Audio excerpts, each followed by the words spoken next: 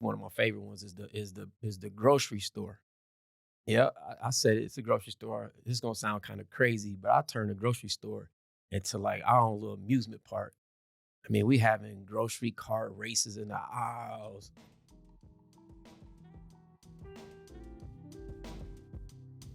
What's up? What's up? What's up? It's Joey McGinnis.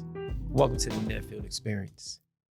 Today, we're going to discuss the three main roles and strategies of being a single father. My goal for the Netfield Experience is to be a resource for single fathers. I want to help tackle your challenges, answer your questions, share your stories, interview fathers that are out here making it big in their kids' lives. So stick around to the end of the show where I'll share several tips that won't cost you a penny.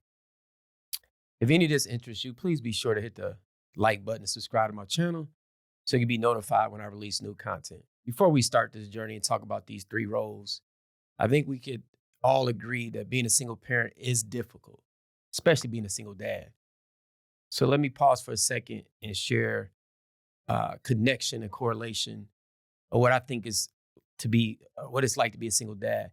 I love the game of chess, specifically speed chess, aka playing with a clock.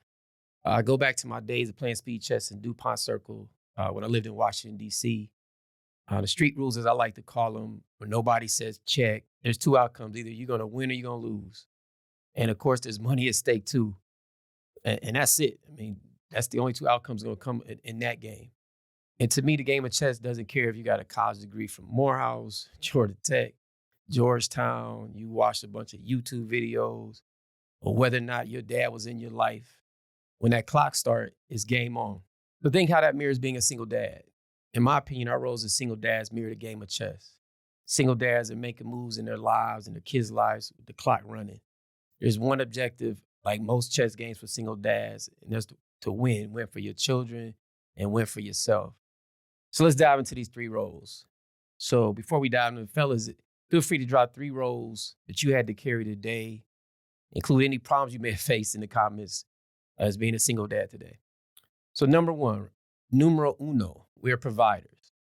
We must provide the shelter, the clothes, and the food for our kids. So let's talk about shelter. If you're able to if you were able to keep the house after the divorce, great for you. And if not, like a lot of single dads, welcome to that apartment lifestyle.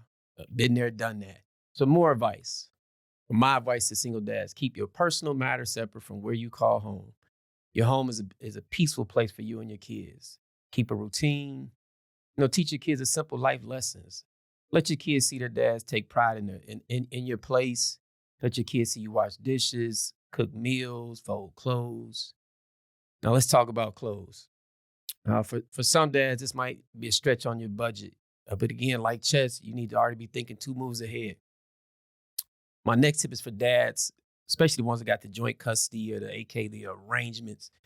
This might step on some toes. Hey, but if it helps the single dads out there, let's get to stepping. There's nothing worse, in my opinion, than having your children's mom not on the same team. So I'm going back to that chess game again. She might be the opponent sitting across from you. And of course, she's trying to win, at all costs as well. So think about that. So listen to me and listen to me slow. Do not get in the habit of sending your clothes, the ones you bought, to their mom.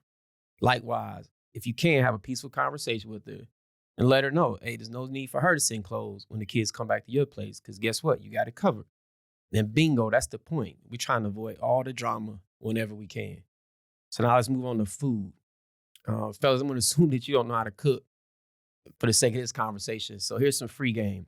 YouTube is your friend. I'm going to actually drop a link at the bottom of my description here. There's a channel by a brother named AB. Cooking with AB is his channel.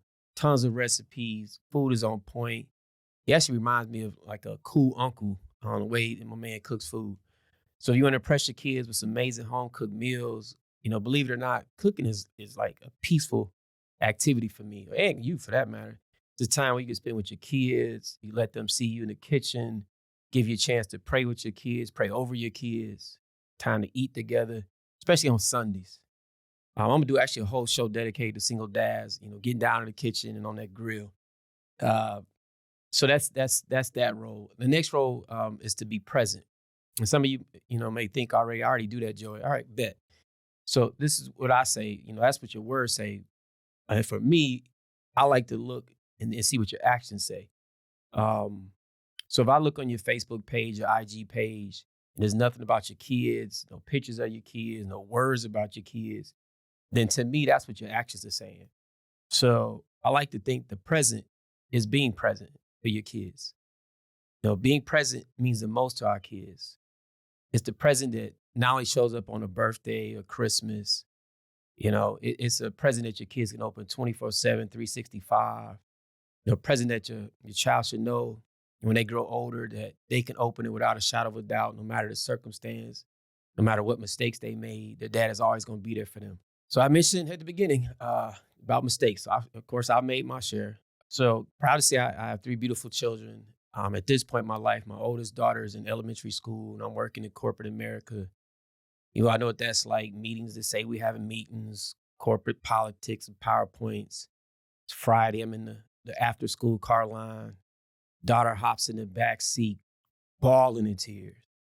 And all I just kind of knew what was going on. It's like, Daddy, you missed my banquet. You missed my ceremony. You missed my banquet. And I just sat there, like I just got slapped in the face, like life, paya. And I remember in that moment, it didn't matter what was going on. I just felt like I let my daughter down. And I made a promise to myself and to my kids that we would never feel that way ever again. So I've been at everything. So I'm at cheer contests, travel sports, recitals, award banquets, you name it, I'm there.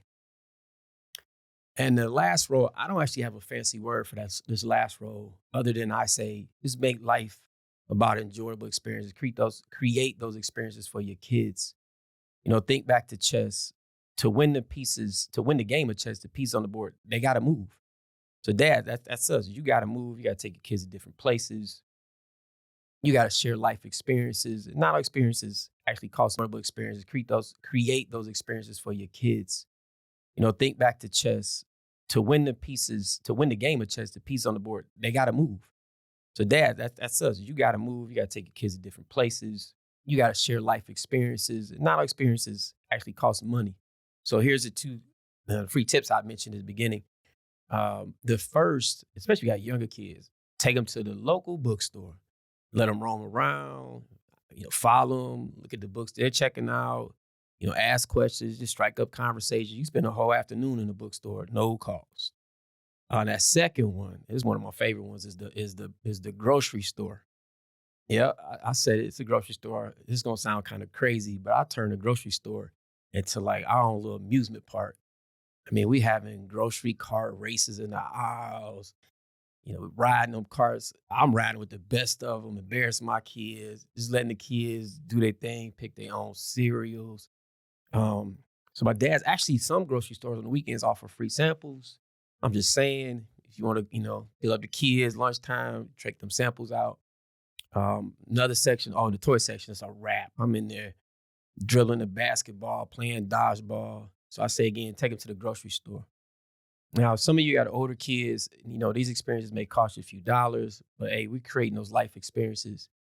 Kids these days, they love music. And it's kind of funny how there's always going to be a few artists that, we as a dads and the kids, we all like them.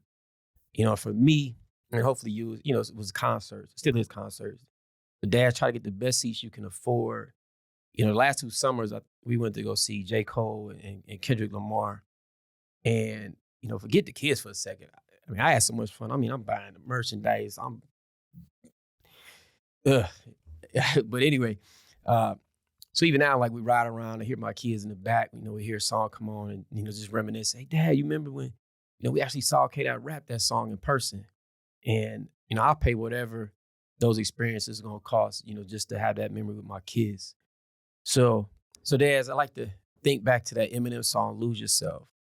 And he says, if you had one shot, one opportunity to see everything you ever wanted, one moment, would you capture it? Would you just let it slip? And that's my point, Dads. We got one shot each day. Let's own it. Let's never let it go. Make the most of it. Thanks for joining me on the Netfield Experience. Click the link in the description for the actual next 2 episodes where I'm going to talk about how to juggle your personal and your work life. And then I'm going to talk about single dads and our mental health. So again, thanks for checking me out. And stay tuned for the next one.